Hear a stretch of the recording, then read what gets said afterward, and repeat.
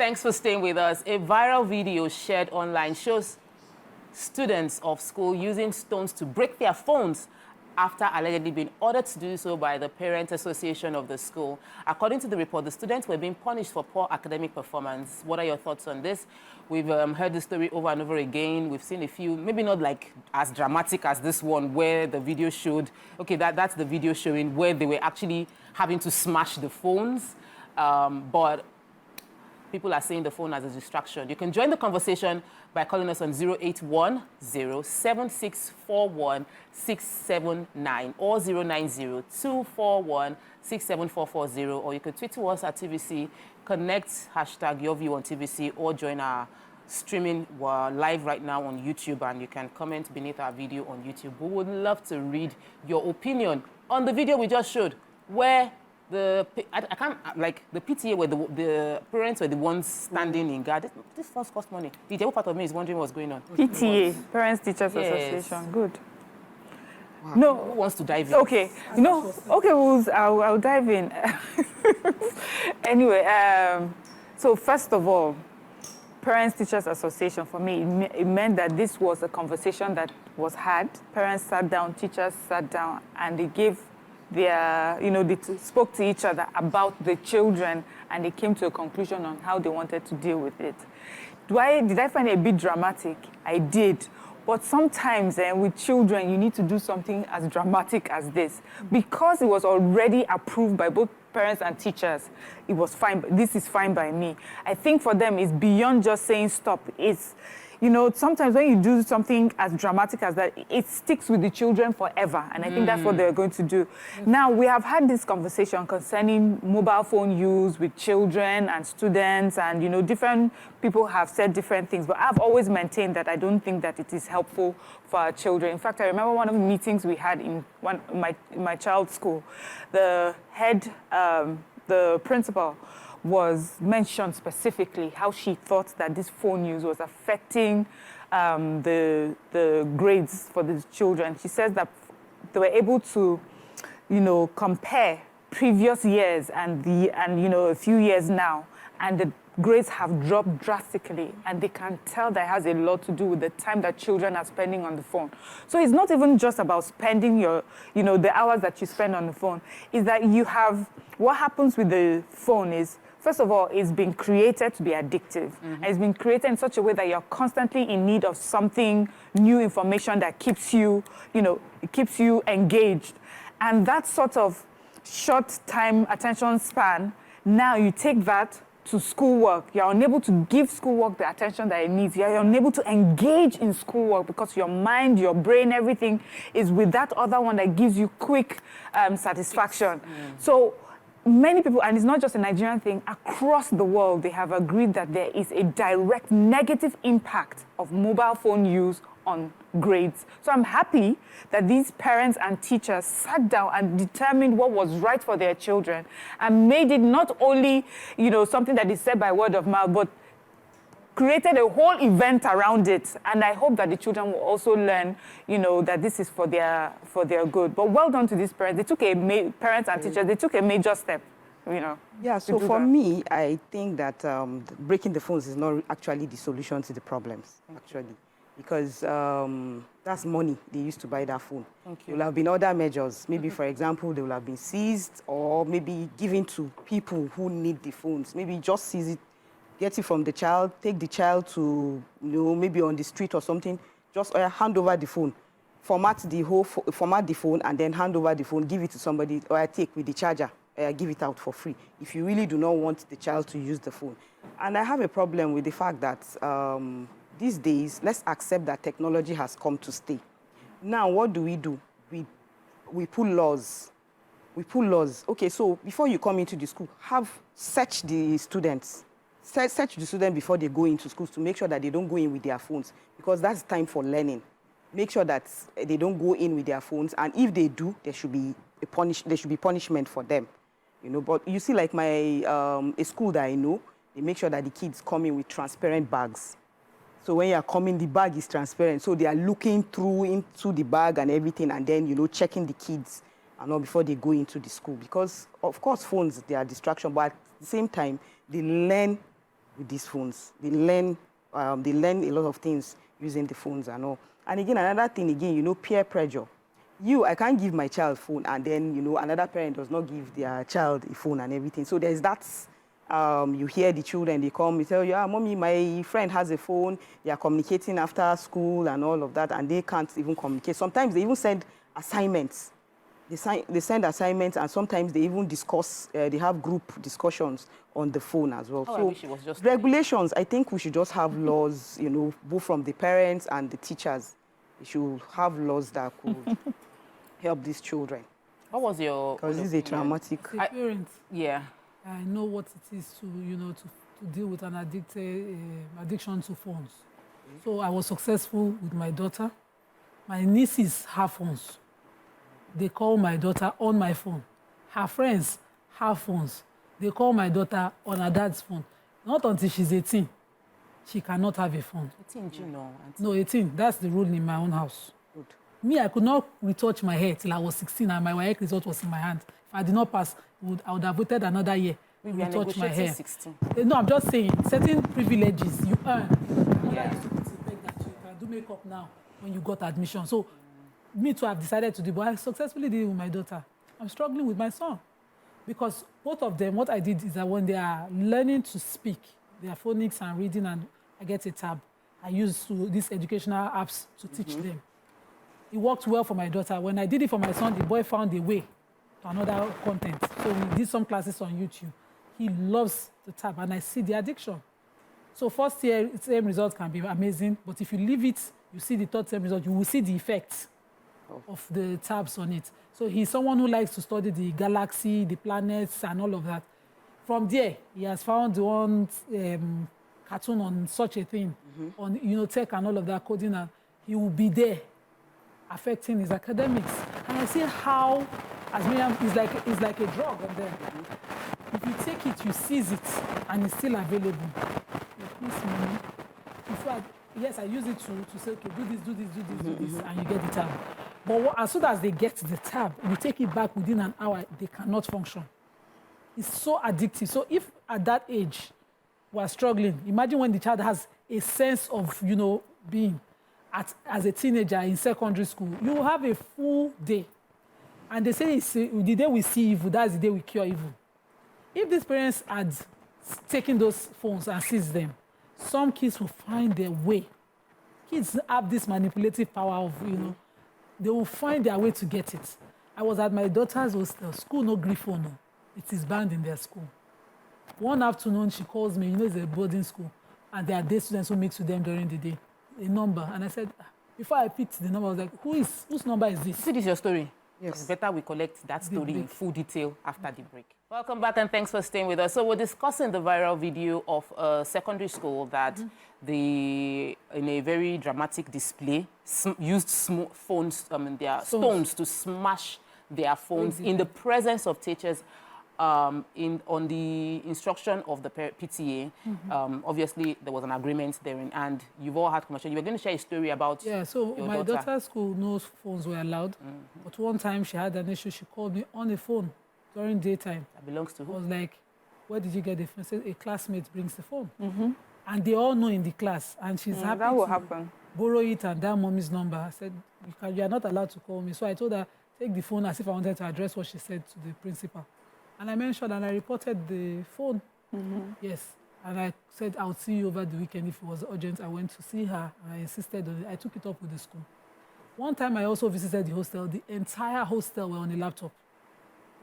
This is a senior student's laptop allowed for classes. So those are some of the things that the school are provided within the school. They have a desktop for every student to take those classes, and they're not allowed. But one student, the parent has sought permission, and she brings her laptop to the hostel. And one time, they were all watching a movie. I stood behind them. They didn't even know I was there. So kids will find a way if you give them that means. What this school has done is use your hand. Of this school. Hit the devil. That is disturbing you. Use your hand. It's a traditional thing Africans do. Bury it by yourself. I feel that get into their cycle. Smashing, yes, it's listening, watching this and thinking about it outside my financial, the way I process, the way I think, I process in terms of the cost of what is being destroyed. If I take out the cost and think strictly on the impact, I think that the process of them smashing that phone, it's painful to them. It reinforces the message in a way that is far stronger than anything anybody can say. My mom, I was beaten. They tried every discipline possible because I'm an only child. They didn't want me to get spoiled. But guess what? The strongest punishment my mom ever inflicted on me was to cut my hair. It was, he pass, kneel down, raise up your hand, do frog jump, be getting beaten. She cut my hair. Mm-hmm. My hair. I loved my hair. I felt I had really good hair. It was my most prized possession. So the punishment of cutting my hair was a punishment that it would achieve the goal. So for me watching this video, I'm seeing a process of this your phone that you like, that you will not pay attention in class, you'll be chatting, you'll be snickering, you are sneaking the phone in and out. We will let you go through that painful process of smashing it, watching it get destroyed in your very before. And maybe that would solidify how strong our intention is to disconnect you from this addiction. Yeah. And I believe that the message will be delivered. Yeah. So for me, when it comes to parenting, there's some things that money is the last thing on your mind. I mean, I'm willing to burn down billions and millions if it means that I'm going to save your life or save your future. Mm. That's what many parents do, and I believe that that's what parenting is about. And to have those children do that, just as you explained, it will reinforce the message. I remember as a young girl, I used to always take my mom's, for us in my house, you could not use makeup until you were done with secondary school. I'll take her lipstick and I'll put it on my lips. And, from don't do it, I'll smacking you. One day she took this stone that we used to scrub her. She told me to take it and wash the thing off my mouth with it. I know they would have called it abuse or whatever, but it passed the message because this was not a message that was not ever told to me. Mm. I've been told in many different ways to do that, to stop using it, but I did not. And she says, go and scrub that thing off your mouth. I was like, I've cleaned it. She says, no, use that to scrub it off your mouth. Then there was a time also, I will never forget, my little brother was always trying to play with fire as a little boy crawling. And, my sister and I would try to stop him. She's like, no, you've told him many times, allow him, and then he puts his hand right in the fire, it burns him.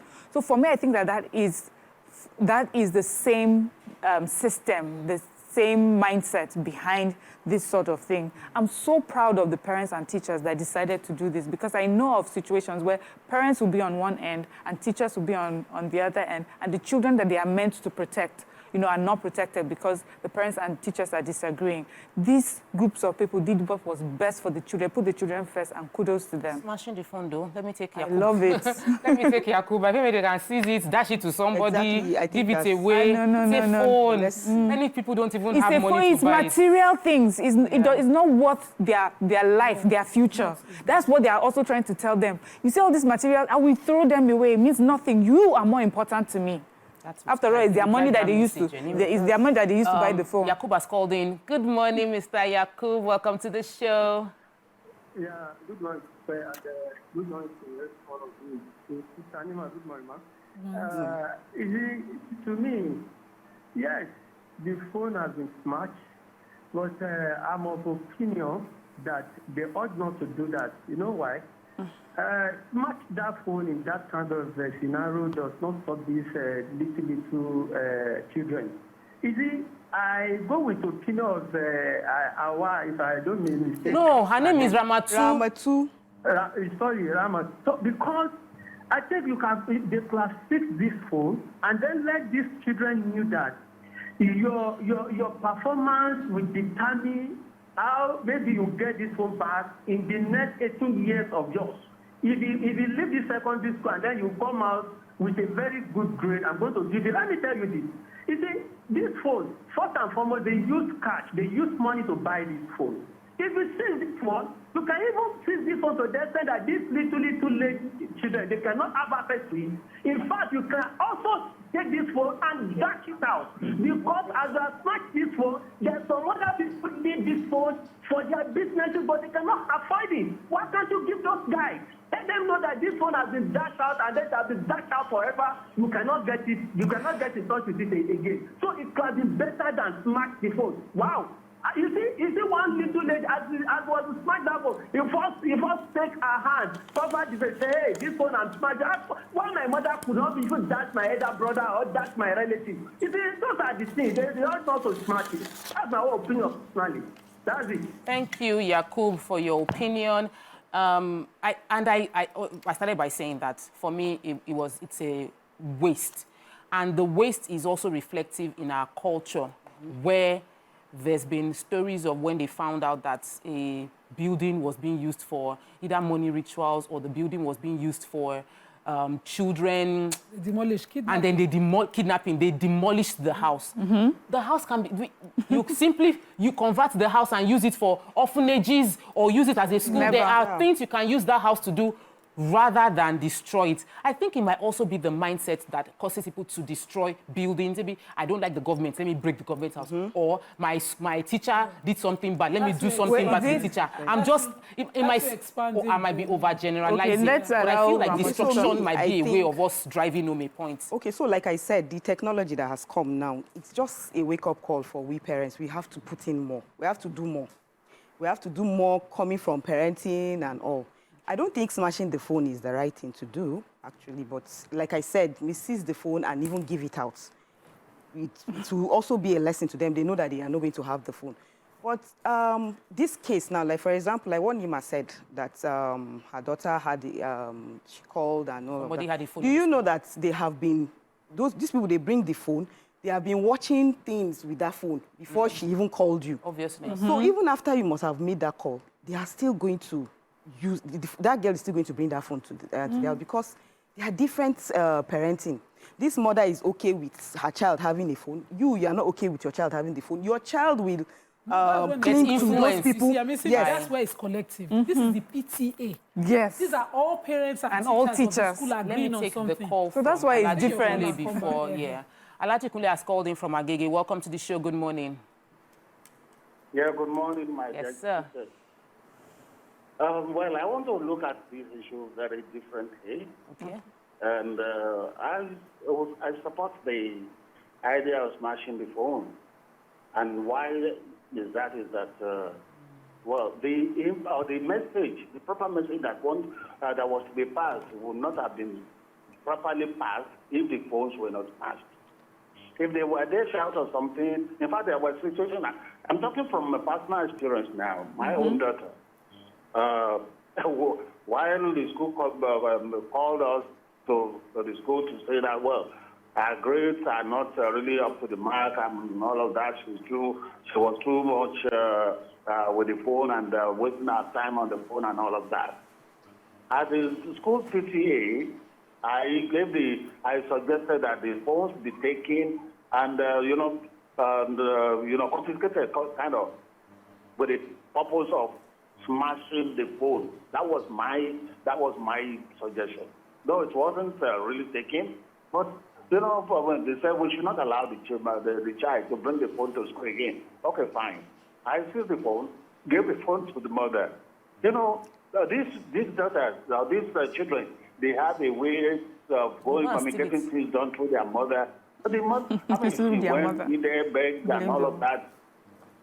And the mother finally convinced me to again release the phone.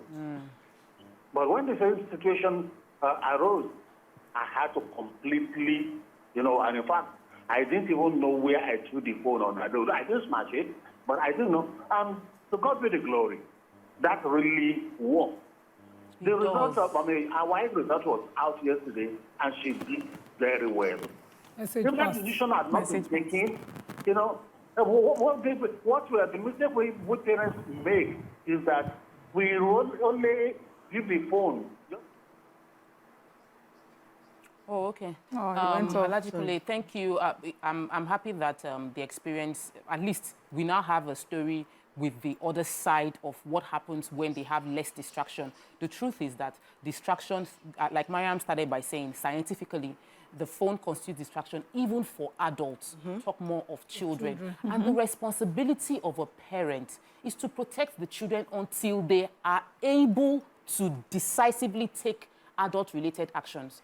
So if protecting that child is to say you will not have a device, you cannot have a device. That's my way of protecting you, because this device would constitute a distraction from your possibly bright future. Then everything possible that can be done should be done. I have seized controller, and I felt I've hidden this PS controller. Like, I hid it. They found, they will find it. I've seized it again. As they're entering this new term, I'm not seizing the controller. I am taking the entire PS and taking it to my parents' house. It is not inside my house, so it is impossible for you to say you found it. It is only when you go to... Yes, it's only when they go to grandma's house they will play. That's the juju. That one, they will just... They will say they want to always go there, but it's there. So for me, it's a case of we must do everything to protect, because it is addictive. This is not a decision. If you see the way these children sometimes cry, just because I can't find my laptop, the keep is not, the enter is not working. Enter is, and you are crying because enter is not working. I said, we'll fix it. But I'm trying to do, enter is not working. Enter is not, and you are crying. So their brain is not formed completely. Thank you. But that's the decision why we decided that some of them should go to boarding schools. Because once you go to boarding school, you don't have access to all of those things. No, but we have just explained to you. Yes, it's the day students that bring it, but there are schools that they only is strictly boarding. Okay. Then some, yes, they can have this. Well, Ramatu, just as you know, what we're discussing earlier is the fact that parents and teachers have agreed to do this. So you send your child to boarding school because you have refused to do the work of insisting and making sure that your child understands that, you know, this is unacceptable for you. And then you send him off to boarding school, assuming and hoping that the teachers will do what you're unable to do or you have refused to do, you know. So that's why I keep saying what has made this beautiful is that you are sure that the teacher on the other side is doing exactly how you feel, you know, what you want for your child. But I was going to say this conversation about, oh, it should have been saved, oh, it should have been given to charity, oh, and I feel that is right now, this is the list of the problem concerning this conversation. Charity can always happen. Do you know how many times we do wasteful things, you know, at home? And then when it comes to this very one that has to do with protecting the future of our children, we're thinking, oh, it should be charity. If time for charity comes, there will be charity. They'll put their clothes together, they'll put whatever. The phones, if they were even interested in charity, the children, why didn't they give the phones out by themselves? It's because the children were holding on to these things. So the charity is another conversation altogether. It has nothing to do with this conversation. I think the most important thing about this conversation is that children have been asked, you know, to take responsibility as well for their future. When we say if you demolish things, we destroy things, maybe it's a Nigerian African culture. Oyinbo people do it. Maybe if we give people Oyinbo example, you understand that it's not something. Sometimes Oyinbo people will destroy something because it's also a symbolic. So even if the thing dies or stops happening, there's also the part that it's a symbolic, you know, thing. You know, no, it's still because it's still there. It's still like a symbol of that thing. Let's look at.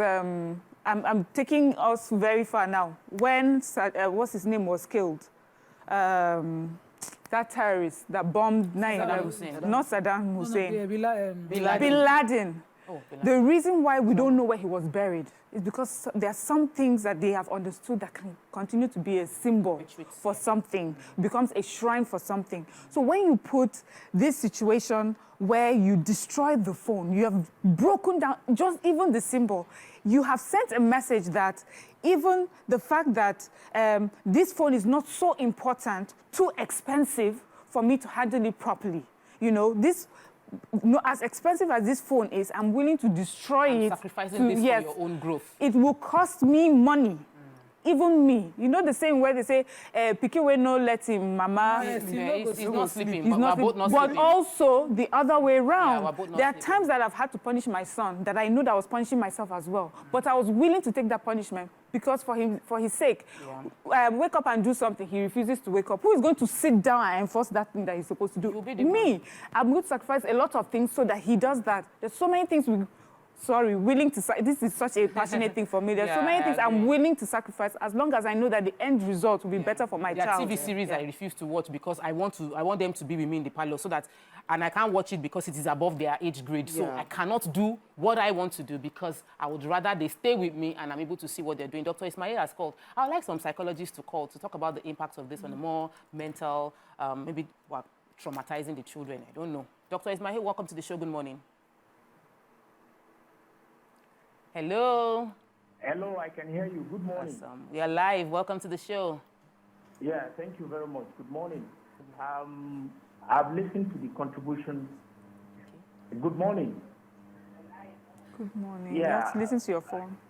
Yes, I've listened to the contributions of all the beautiful and the matured mamas on the screen. However, my own observation is, number one, it was a good thing that the agreement was between the teachers and the Parents Association. Fantastic. That was a level playing ground. That was a kind of consensus across that.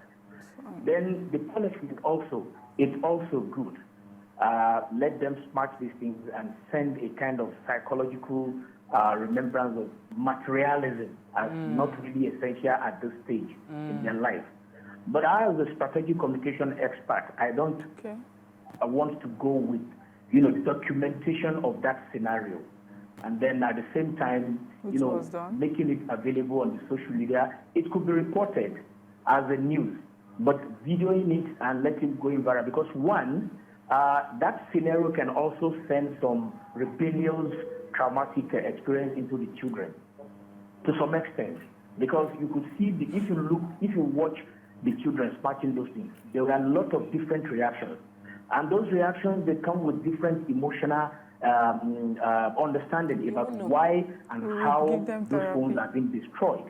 So parents will need to go back and do a kind of therapeutic lessons individually at their homes after that incident.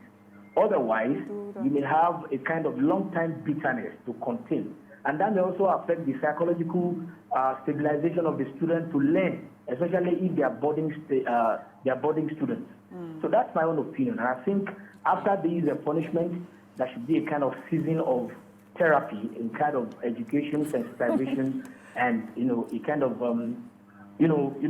allowing to be able to absorb the shock that comes with that. Thank you so much, Dr. Ismail. Life is going to we need to prepare these children for the future they are going to live in. Yeah. They are going to live in a future where they will be forced to do things that are lawful because they disobeyed. I am sure these children have been informed that they would smash the phone if they are caught with the phone. It wasn't every child in the school. Because if it was every child in the school that brought phone, there will be more phones on the table. I mean, on that was seized. So I think it is only those who disobeyed that came with their phone when they've been told not to. Each of them by themselves, smashing their phone it is one-on-one. Yeah. You collect your phone, then you will smash it. You say this phone is... You see them cry. They did not beat them. Yeah. They were wiping their face, crying. Before the people started smashing it, they were already crying. So it shows the level of emotional attachment they have to this device. How can you use money to buy a device? And the device will now become a stronghold over your life. How would I give my children something and that thing will be controlling them negatively against me? Or we will do therapy. So it's the same thing for anything addictive. Yes. When we talk about substances as well. If you found your child with a substance addictive, you will not calculate the cost. Thank you. It's not the money that you Not that the cocaine was very expensive. Thank you. You will take it out and burn it no matter what. I remember my mom burning my red fabric. The things they pay me just because it was a red fabric. And she had told me, stop wearing it. I don't have good dreams when you dress. And I love it. It looks very nice. Oh, that's example, sir. Lessons learned. Everything is a learning curve for some people, for them. I like the fact that the parents were in the know and they are in agreement.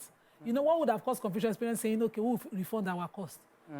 No matter the cost in question, what do you value the most? The child. What you must do is prioritize the child over that. What the child has also learned is that you feel the way we learned to deal with addiction, it was really in our time. What we learned is that if it is becoming so much, close it.